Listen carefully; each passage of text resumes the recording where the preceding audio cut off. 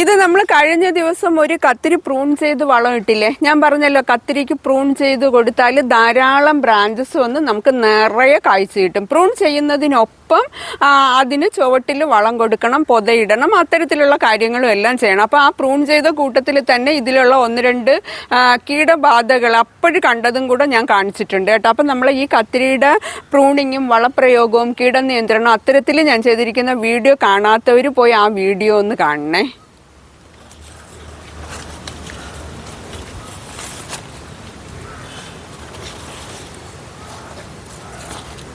ഇവിടെ ഒന്ന് ഇരുന്നിട്ട് എടുത്ത് നോക്ക്, കാണാമോ?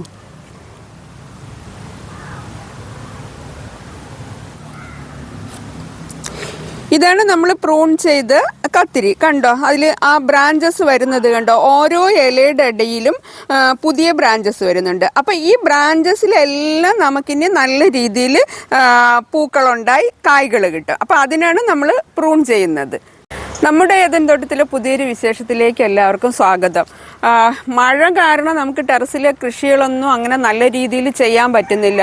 നമ്മുടെ ചട്ടികളെല്ലാം കാലിയായിട്ട് കാട് പിടിച്ചൊക്കെ ഇരിക്കുകയാണ്. കാര്യം എന്തെന്ന് വെച്ചാൽ നമ്മൾ കൂടുതൽ മഴയായി കഴിയുമ്പോൾ 2 ദിവസമൊക്കെ തുടരെ മഴ പെയ്ത് കഴിയുമ്പോൾ നമുക്ക് ടെറസിലോട്ട് വരാൻ പറ്റില്ല. ടെറസിലോട്ട് വന്നു കഴിഞ്ഞാൽ ഭയങ്കര തെന്നലായിരിക്കും. അങ്ങനെ വരാൻ പറ്റില്ല. അപ്പം വന്നു കഴിഞ്ഞാൽ അധികം ജോലിയൊന്നും നടക്കില്ല. അങ്ങനെ എല്ലാം കാട് പിടിച്ച അവസ്ഥയിലാണ്. അപ്പം നമ്മളിപ്പോൾ ഒരറ്റത്തുനിന്ന് പറ്റുന്നത് പോലെ ഒരു ഭാഗത്തുനിന്ന് ഓരോ ഐറ്റംസ് വീതം നട്ടുവരികയാണ്. അപ്പം അത്തരത്തിൽ നമ്മൾ കഴിഞ്ഞ ദിവസം കുറച്ച് മുളകുകൾ നട്ടല്ലോ. ആ മുളകുകളെല്ലാം ഇപ്പം കണ്ടോ നല്ല പുഷ്ടിയായിട്ട് ഈ പ്രായത്തിൽ എത്തിയിട്ടുണ്ട്, എല്ലാം പൂത്തു തുടങ്ങിയിട്ടുണ്ട്. അപ്പോൾ ഇത് സാധാരണ മുളകാണ് കേട്ടോ, നമ്മുടെ കാരിമുളകെന്ന് പറയുന്ന ഇനം മുളകാണ് ആണെന്ന് തോന്നുന്നു. പക്ഷെ ഞാൻ വിത്ത് പാകിയതല്ല, എനിക്ക് കൃഷിഭവനിൽ നിന്ന് കിട്ടിയ തൈകളാണ്. അവർ കാരിമുളകെന്നാണ് പറഞ്ഞത്. ഇല കണ്ടിട്ടും അതുപോലെയൊക്കെ തന്നെ ഉണ്ട് കേട്ടോ.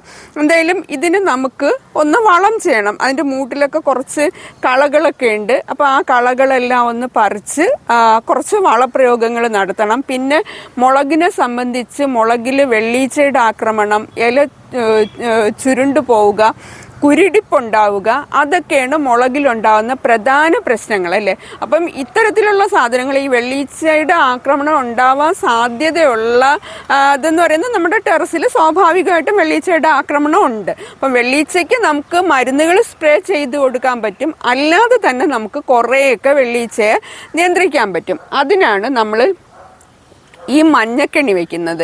മഞ്ഞക്കെണ്ണി വെച്ച് അതിൽ ഗ്രീസോ ആവണക്കെണ്ണയോ അതുപോലെ എന്തെങ്കിലും വഴുവഴുപ്പുള്ള സാധനങ്ങൾ കൂടെ തേച്ച് കൊടുത്താൽ വെള്ളീച്ചകൾ വന്ന് അതിൽ പറ്റിയിട്ട് വെള്ളീച്ചയെ നമുക്ക് കുറച്ചൊക്കെ നിയന്ത്രിക്കാൻ കഴിയും. ഈ നമ്മൾ വെള്ളീച്ചയെ കാണുമ്പോൾ നമ്മൾ വെർട്ടിസീലിയം അത്തരത്തിലുള്ള സാധനങ്ങളൊക്കെ സ്പ്രേ ചെയ്ത് കൊടുക്കും.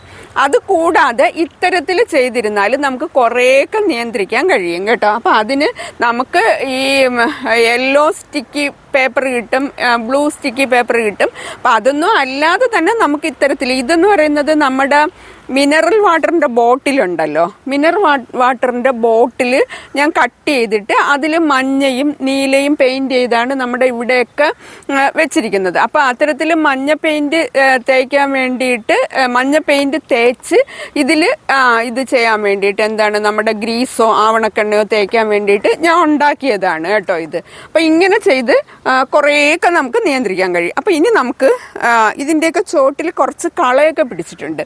അപ്പോൾ ആ കളയെല്ലാം ആദ്യം ഒന്ന് പറിക്കണം കേട്ടോ.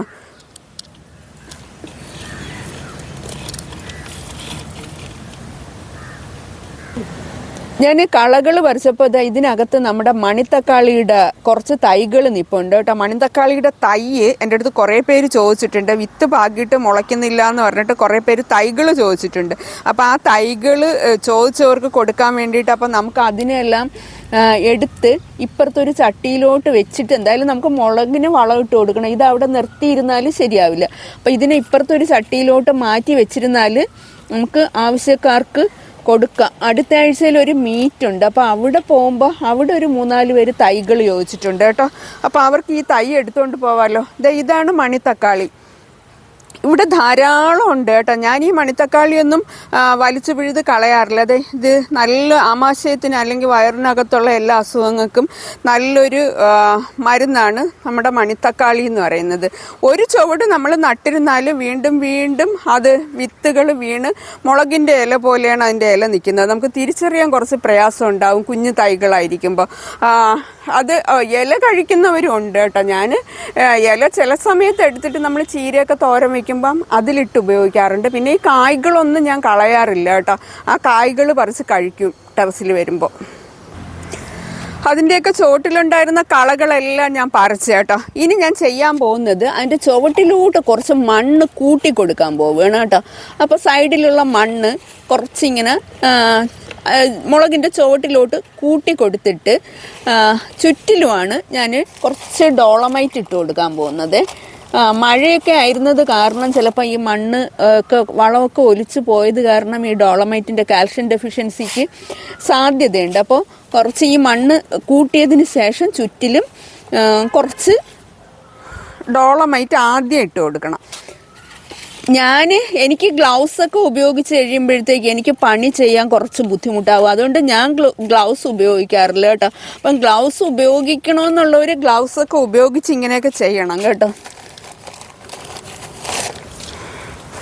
അപ്പം നമുക്കിതിൻ്റെ എല്ലാത്തിൻ്റെയും ചുവട്ടിൽ ഇതുപോലെ മണ്ണ് കൂട്ടിയിട്ട് കുറച്ച് ഡോളമൈറ്റ് ഇട്ട് കൊടുക്കാം. എല്ലാത്തിൻ്റെയും ചുവട്ടിൽ ഞാൻ ഡോളമൈറ്റ് ഇട്ട് കൊടുത്തിട്ടുണ്ട് കേട്ടോ. ഡോളമൈറ്റ് എന്തിനാണ് ഉപയോഗിക്കുന്നത് എന്നുള്ള കാര്യം എല്ലാവർക്കും അറിയാമല്ലോ. നമ്മൾ മണ്ണിൻ്റെ pH കൺട്രോൾ ചെയ്യാനാണ് ഡോളമൈറ്റ് ഉപയോഗിക്കുന്നത്. ഇപ്പം ഈ ഇടയ്ക്ക് ഇങ്ങനെ തുടരെ മഴ പെയ്തുകൊണ്ടിരിക്കുന്നത് കാരണം ഈ മണ്ണൊലിപ്പ് കാരണം ആ pH നഷ്ടപ്പെടാനുള്ള സാധ്യതയുണ്ട്. അതുകൊണ്ടാണ് ഞാനിപ്പോൾ ഈ വളപ്രയോഗത്തിന് മുന്നേ വീണ്ടും ഒരു സ്റ്റെപ്പ് കൂടെ ഡോളമൈറ്റ് ഇട്ട് കൊടുക്കുന്നത്. ഡോളമൈറ്റ് ഇട്ട് കൊടുക്കുമ്പോൾ വേറൊരു പ്രയോജനം കൂടെ നമുക്കുള്ളതെന്ന് പറയുന്നത് ഡോളമൈറ്റിൽ മെഗ്നീഷ്യം കൂടെ ഉള്ളതുകൊണ്ട് ചെടികൾക്ക് എപ്പോഴും മെഗ്നീഷ്യം ഡെഫിഷ്യൻസി ഉണ്ടാകാനുള്ള സാധ്യത കൂടുതലാണ്. അപ്പം മെഗ്നീഷ്യം കൂടെ നമുക്ക് ഈ ഡോളമൈറ്റ് ഉപയോഗിക്കുമ്പോൾ കിട്ടും കേട്ടോ. അപ്പം കുമ്മായം ആണെങ്കിൽ നമുക്ക് ഇങ്ങനെ ഇടാൻ പറ്റില്ല. കുമ്മായം നമ്മൾ മണ്ണ് ട്രീറ്റ് ചെയ്യുന്നതിന് ഒരു കുമ്മായം ഇട്ട് നമ്മൾ 2 ആഴ്ച ഇട്ടാണ് മണ്ണ് ട്രീറ്റ് ചെയ്യുന്നത്. അതേസമയം ഡോളമൈറ്റോ പച്ചക്കക്ക പൊടി അല്ലെങ്കിൽ മുട്ടത്തോട് പൊടിച്ചതൊക്കെ ഉപയോഗിക്കുന്നതിന് നമുക്ക് ആ 2 ആഴ്ച എന്നുള്ള ആവശ്യം വരുന്നില്ല. അപ്പോൾ ഇങ്ങനെ ഇടയ്ക്ക് നമ്മൾ ഇത് ചേർത്ത് കൊടുത്താൽ മാത്രമേ വളങ്ങളൊക്കെ വലിച്ചെടുക്കാനുള്ള ആ ഒരു കരുത്ത് ചെടികൾക്ക് ഉണ്ടാവുള്ളൂ കേട്ടോ. അതുകൊണ്ടാണ് ഞാൻ വീണ്ടും ഡോളമൈറ്റ് ഇട്ട് കൊടുത്തത്. ഇനി ഞാൻ ഇട്ട് കൊടുക്കാൻ പോകുന്നത് നമുക്ക് കൃഷിഭവനിൽ നിന്ന് തന്നെ കിട്ടിയ കുറച്ച് ചാണകം, ട്രൈക്കോഡെർമ സമ്പുഷ്ടീകരിച്ച ചാണകപ്പൊടി. അത് നമ്മൾ 2-3 പ്രാവശ്യം ഇവിടെ ഉപയോഗിച്ച് കഴിഞ്ഞു. അപ്പോൾ അതിൻ്റെ തന്നെ ബാക്കി ഇനിയും ഇരിപ്പുണ്ട്. ഞാൻ അതാണ് അടുത്തിട്ട് കൊടുക്കാൻ പോകുന്നത് കേട്ടോ. ഓരോ പിടി ഇട്ടാൽ മതിയേ. ഇതാണ് ട്രൈക്കോഡെർമ ചേർത്ത ചാണകപ്പൊടി. അപ്പം അത് ഓരോ പിടി വീതം ചെടിയുടെ ചുവട്ടിലിടാതെ ദൂരോട്ട് മാറ്റി ചട്ടിയുടെ സൈഡിൽ കൂടെ ഇട്ട് കൊടുക്കുകയാണ് കേട്ടോ. നമ്മൾ ഒരു വളവും ചെയ്യുമ്പോൾ ആ ചെടിയുടെ ചുവട്ടിൽ കൊണ്ടിടാൻ പാടില്ല. എപ്പോഴും നമ്മൾ ചുവട്ടിലെന്ന് കുറച്ച് മാറ്റി തന്നെ വളപ്രയോഗം നടത്തണം കേട്ടോ. നമ്മൾ ഈ 2 ആഴ്ചയിലൊരിക്കൽ കൃത്യമായിട്ട് ലിക്വിഡ് ആയിട്ടോ അല്ലെങ്കിൽ ഇതുപോലെയുള്ള ചാണകപ്പൊടിയായിട്ടോ എന്തെങ്കിലുമൊക്കെ വളങ്ങൾ കൃത്യമായിട്ട് ചെയ്യുന്നുണ്ടല്ലോ. അപ്പോൾ ആ തരത്തിൽ ചെയ്യുന്നതുകൊണ്ട് ഒരുപാട് വളമൊന്നും നമ്മൾ ഓരോ പ്രാവശ്യം കൊടുക്കേണ്ട കാര്യമില്ല. ഇതുപോലെ ഓരോ പിടി മതി കേട്ടോ.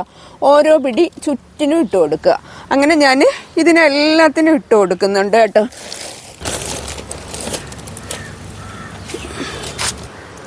ഈ മുളക് പൂത്ത് തുടങ്ങിയിട്ടുണ്ട് കേട്ടോ. അപ്പം ഇത് ആദ്യത്തെ പൂവല്ലേ, ആദ്യത്തെ 1-2 പൂക്കളങ്ങ് പറിച്ച് മാറ്റി കൊടുക്കുകയാണ് കേട്ടോ. അപ്പം ആദ്യത്തെ പൂക്കൾ നമ്മൾ പറിച്ച് മാറ്റി കൊടുത്താൽ നമുക്ക് വിളവ് കൂടുതൽ കിട്ടും. അപ്പം ഇത് നേരത്തെ ഒരു പ്രാവശ്യം വളപ്രയോഗം നടത്താനുള്ള സമയം കഴിഞ്ഞു കേട്ടോ. നമുക്ക് മഴ കാരണം ഇങ്ങോട്ട് വരാനും പറ്റിയില്ല, വളം ചെയ്യാനും പറ്റിയില്ല. ഇതിനിടയ്ക്ക് ഒരു പ്രാവശ്യം കൂടെ ഇതിന് മുന്നേ ഒരു പ്രാവശ്യത്തെ വളപ്രയോഗം മിസ്സായി. കുഴപ്പമില്ല, ഇനി നമ്മൾ തുടർച്ചയായിട്ട് വളങ്ങൾ കൊടുത്താൽ മതി. പിന്നെ അടുത്ത് നമ്മൾ എന്നും പറയുന്ന ഒരു കാര്യമുണ്ടല്ലോ, നമ്മുടെ ചാനൽ സബ്സ്ക്രൈബ് ചെയ്യാതെ കാണുന്നവർ ഒന്ന് സബ്സ്ക്രൈബ് ചെയ്തേക്കണേ. അപ്പോൾ ഇതൊക്കെ കണ്ടപ്പോൾ ഇതൊരു നല്ലൊരു വീഡിയോ ആണെന്ന് നിങ്ങൾക്ക് തോന്നിയെങ്കിൽ നിങ്ങളുടെ ഫ്രണ്ട്സിനൊക്കെ ഒന്ന് ഷെയർ ചെയ്ത് കൊടുത്താൽ, പുതിയതായിട്ടൊക്കെ കൃഷി ചെയ്യുന്ന ആൾക്കാരുണ്ടെങ്കിൽ അവർക്കൊക്കെ ഇത് കാണുമ്പോൾ അത് പ്രയോജനകരമാകും കേട്ടോ. പിന്നെ നിങ്ങൾക്ക് എന്തെങ്കിലും അഭിപ്രായങ്ങളോ സംശയങ്ങളോ ഒക്കെ ഉണ്ടെങ്കിൽ അതൊന്ന് കമൻ്റായിട്ടും കൂടെ രേഖപ്പെടുത്തിയാൽ നമ്മുടെ ചാനൽ കൂടുതൽ കരുത്തോടുകൂടി മുന്നോട്ട് പോകും കേട്ടോ. അപ്പം നമ്മൾ എന്നും ചെയ്യുന്നത് പോലെ ഇനിയിപ്പോൾ നമ്മൾ അടുത്ത് ചെയ്യാൻ പോകുന്നത് എന്താണ്, ഇതിൻ്റെ മുകളിലൊന്ന് പുതയിട്ട് കൊടുക്കുകയാണ്. അപ്പം പൊതയ്ക്കായിട്ട് ഞാൻ എന്താണ് ഉപയോഗിക്കുന്നത് എന്നുള്ള കാര്യം സ്ഥിരമായിട്ട് പറയാറുണ്ട്. കമ്മ്യൂണിസ്റ്റ് വെച്ച മുരിങ്ങയില, നമ്മുടെ ശീമക്കൊന്നയില, അല്ല അതൊന്നും ഇല്ലയെന്നുണ്ടെങ്കിൽ നമ്മൾ അടിച്ചു വാടുന്ന കരിയിലകൾ, നമ്മൾ കളകൾ പറിച്ചിട്ടിരിക്കുന്നതിന് ഒന്ന് വാട്ടിയതിന് ശേഷം അത് ഉപയോഗിക്കാം. അപ്പോൾ എന്ത് വേണോ നമുക്ക് പൊതയായിട്ട് ഉപയോഗിക്കാം കേട്ടോ. ഈ കളകൾ പറിച്ചിടുമ്പോൾ നമ്മൾ അതിനെ ഒന്ന് വാട്ടിയതിന് ശേഷം പൊതയിട്ട് കൊടുക്കണം. അല്ലാന്നുണ്ടെങ്കിൽ അത് വീണ്ടും ഇതിൻ്റെ ചോട്ടിൽ കിടന്ന് പൊടിക്കാനുള്ള സാധ്യതയുണ്ട്. അതുകൊണ്ടാണ് കളകൾ പൊതയിടുമ്പോൾ ഒന്ന് വാട്ടിയിട്ട് കൊടുക്കണമെന്ന് പറയുന്നത്. കരിയില പൊതയിട്ട് കഴിയുമ്പോൾ ഉള്ള പ്രയോജനവും ഞാൻ പല പ്രാവശ്യവും പറയുന്നുണ്ട്. ഇപ്പോഴും അത് റിപ്പീറ്റ് ചെയ്ത് പറയുകയാണ്. നമ്മുടെ മണ്ണിൻ്റെ അല്ലെങ്കിൽ നമ്മുടെ ചെടിയുടെ ചോട്ടിൽ ഈർപ്പം നിലനിർത്താൻ സാധിക്കും. പിന്നെ നമ്മുടെ മണ്ണിനെ കാർബൺ ന്യൂട്രൽ മണ്ണാക്കാനായിട്ട് നമുക്ക് പൊതയിടുന്നതിലൂടെ സാധിക്കും. അപ്പോൾ ഇന്നത്തെ വീഡിയോ എല്ലാവർക്കും ഇഷ്ടപ്പെട്ടാണോ എന്ന് വിചാരിക്കുന്നു. എല്ലാവർക്കും ഇഷ്ടപ്പെട്ടെങ്കിൽ നമുക്ക് അടുത്തൊരു വീഡിയോയിൽ വീണ്ടും കാണുന്നത് വരെ ബായ്.